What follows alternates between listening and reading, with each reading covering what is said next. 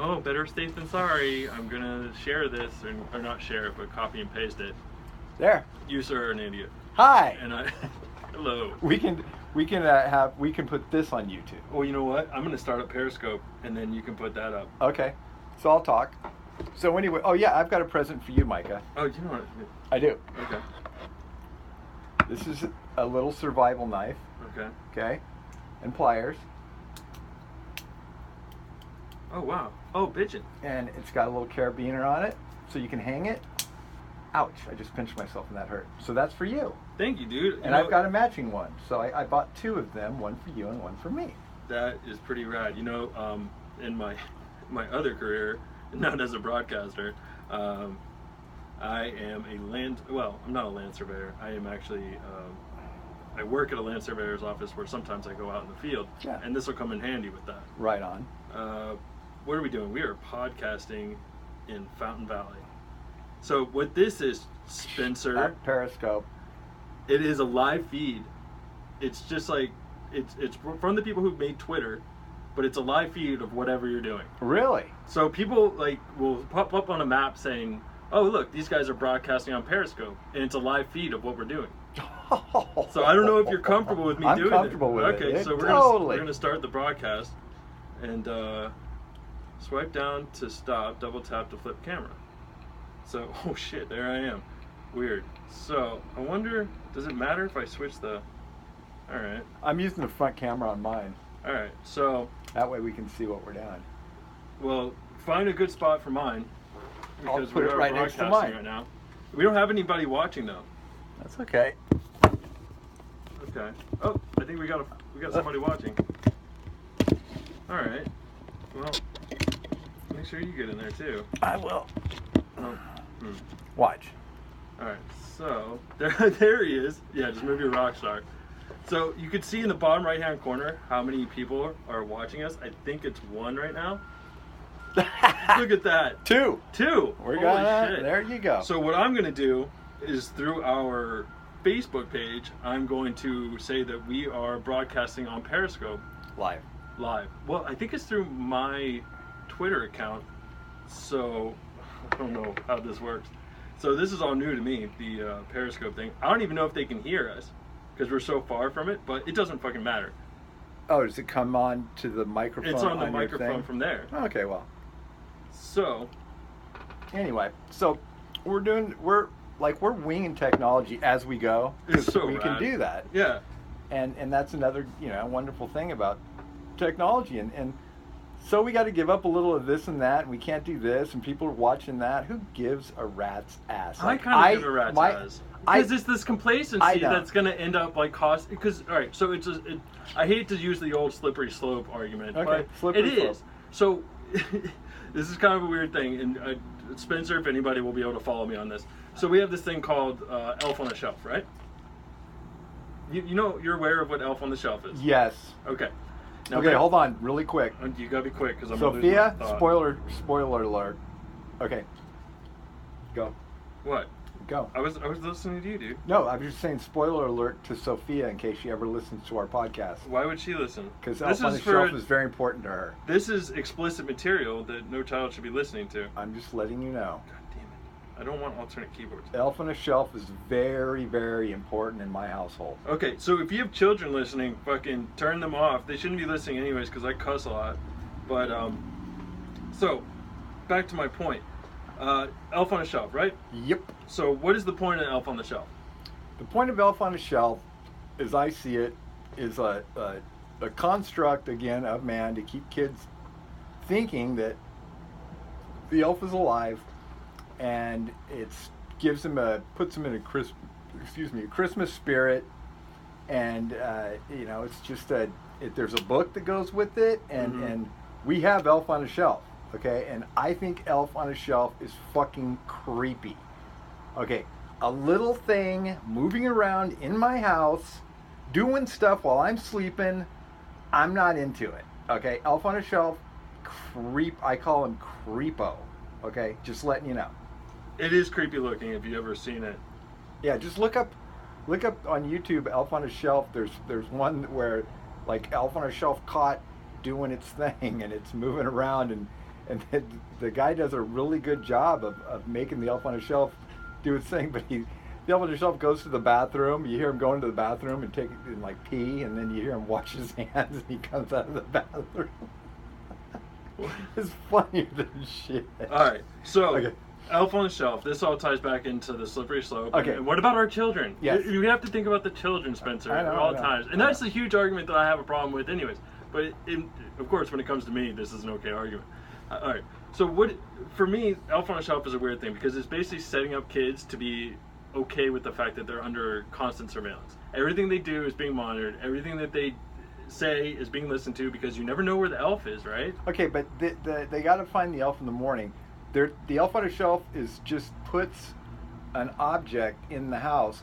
It's no different watching than all the time. But it's no Santa Claus is watching you all the time too. Right, but it brings it in on another level where it's actually in the house. There's camera. It's almost like having a camera. Yeah. You know, the elf's watching. I better not do this, which is great for maybe teaching the kids not to do stuff. But I also think it's getting them ready to live in a world where they are under constant surveillance. Which is weird because now, the way we live, I think the only time you have true privacy, unless you're that rich person living in a fucking bunker somewhere, the only time you're really going to get privacy is in your home with no internet. With the windows blacked out and maybe talking to a loved one. That's only true privacy now. Because also, I've noticed every time, so I downloaded Windows 10 for my PC, right? Mm-hmm. Constantly updating. Constantly sending data to Microsoft. God only knows what. And I know Microsoft give a bunch of data to NSA and everything else, but it just weirds me out that there always has to be this always-on connection to the internet, that I have to be constantly updating, that it always has to be sending information. I can't see the information that they're sending. What I want them to do when they are going to send information to Microsoft, I want to be able to look at it before they do. I think that would be an interesting way to protect our privacy. Instead of just saying, oh, we're having this blanket statement in terms and conditions when you say, okay, install, you know... Have you seen the information? You've never actually looked at it. You can, but who really does that? No, but if you ever looked at the information, it's like looking at a web. It's like looking at an HTML editor. Yeah, so you don't know what that means. Yeah, it has no idea what's anonymous data. What data are they sending? I don't know. And I guess I could take the time to sit there and read it. But if I don't read it and I don't accept it, then my computer software is going to stay out of date. Okay, well, they're sending. What they're sending is, from what I understand, is it's going to be crash reports and things like that. How your system's running, how much RAM it's using. How do we know that that's actually what they're sending? Because they've lied to us before about the data that they're providing to the government and the back doors that they've allowed access to. How do we know? We don't. Okay, we don't. I know on my Mac I can pretty much tell when it crashes what it's sending for the most part, because I can look at the crash report before I let it go, and it only ever comes up when something crashes. And lately it's rare that I've had my machine crash, but that's usually what it sends. And it's like, Illustrator freezes up, boom, I lose this shit and that, boom, and it sends a crash report. Right. And says, do you want to send this or not send this? Yeah, that's the time that you actually have a choice to send it or not send it. Yeah. However, I know with the new Microsoft Windows 10, it sends data all the fucking time. And then with this is another thing that's fucking killing me, is I have an Xbox One. The new Xbox that's supposed to be fucking great. It's fucking wonderful. Whatever. I just plug in a game. I just want to play it. I can't. There's a 2 gigabyte download in order to play it. The days of just popping in a disc or a cartridge are gone. You can't just buy a game at a GameStop or a Best Buy and plug it in and play it anymore. It's the worst thing in the fucking world. I don't have that, but Sophia bought, she like for Christmas she had to have Sims. Mm-hmm. We got her the new Sims. And we went through hell getting this thing on the Mac, on our computer. I mean, we bought it and then we took it back and then we had them look at the computer and jump through hoops, all this shit. Nothing ever worked right. So I would sit there on Saturday and try to make it work. And I finally got it working. Yeah. So it works now. But it was, I don't know how I did it. I loaded it the same way a bunch of different times to play this game. I don't think so. You finally checked a box. Sophia played it like twice, and I don't think she's played it since. Yeah. So, this is just the thing that frustrates me, is I can't just play a game anymore. I hadn't played my Xbox in probably a month, and I was just like, oh, cool, I'm going to go play Halo. Or Batman Arkham Knight. That looks pretty rad. It is pretty rad. It's a fun game, but I can't play it because all of a sudden I haven't played in a month, but there's like 10 new updates, so I have to wait for the updates to install before I can play it. You know how fucking annoying that is? I just want to sit down and play a game. I don't want to have to, like, plan ahead. Like, okay, well, if I want to play tomorrow, I better get on tonight and download all the updates so I can fucking play this game. It's taking all the joy out of it. That's bullshit. Yeah, so I'm done. I'm out on video games. Maybe I'm too old for it. Maybe this is just a fucking different game. But you just got to be on and updating all the time, and there you go back to the thing. Like, but it's like, the world used to be so much simpler. I mean, I've read this a long time ago, but I love it. You know, I chewed on windowsills with lead paint. I played out in the street at night. I fucking walked to school. I ate bad tuna fish sandwich. Yeah. I mean, you name it, I did it when I was a kid, and I made it fine. Okay, everything's fine. You're probably better for it. Like these kids today, like, God, I sound like such a fucking old man. No, they're like in a bubble, and they, you know, whatever the millennium generation. Millennials. Millennials can, you know. I'm sorry, you know. You're not sorry. Let's call a spade a spade. Yeah. Well, the bottom line is this. Okay. These kids today, they have every opportunity in the world, like beyond what we really had, you know. But their lives are way more complicated because of that than ours were, I think, you know. And I'm much older than you, but I'm telling you, they got a lot of stuff. I mean, my girlfriend's little girl, she's 10, and she's like always on her phone. She's always doing videos. She's uploading videos of this and that, and her friends are doing this, and she's got her own channel. She's got 5,000 viewers, and I mean, she's a 10-year-old girl, and she's got like 1 million times more people watching her do her things than we've got listening to our podcast. Well, yeah, absolutely. And she's, you know, well, see, this is how we're embracing the new pedophiles watching the 10-year-old girl. That's the thing you got to watch out for. And it's just, you know what? That's the other side of it. Is we've become so terrified of everybody and everything that, oh my God, and it even comes down to like male teachers, like in grade school. There's a stigma against them that, well, what's wrong with this dude? Why does he want to like teach kids? It is weird because that is something that isn't one of our notebooks that I wanted to touch on at some point. Is not touch on that way. Touch on it. I mean, talk about it. Okay. Not touch on it. I know. Well, we could touch on it later. I can pay you. Like that? Yeah, just tip to tip. Except it would be like you and me. Well. Yeah. From what I understand. Anyway, let's not get into that. Let's go. I got a lot of fucking keep going. I'll bet. Yeah. Did you? I'm gonna fully break our what we were talking about. Okay. Did you see the thing about the American people that are going and joining the freedom fighters? Against ISIS? Against ISIS? No, I didn't. I saw what you sent me, but it's a really good little article, and it's amazing. Like what this guy, you know, like 19 years old or whatever, he or 20 something like that. He bought a ticket. He joined this thing on Facebook. Yeah. They gave him instructions.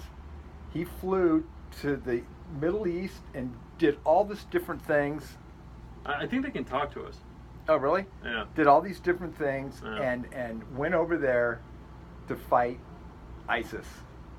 And there's a whole story about it, and it's like really, really interesting. I think that I will, if I can figure out how to put that in my show notes or what, how we don't have show notes yet. We kind of know. We have Evernote, which is our show notes. Yeah. It's in that, and it's something I got from Flip.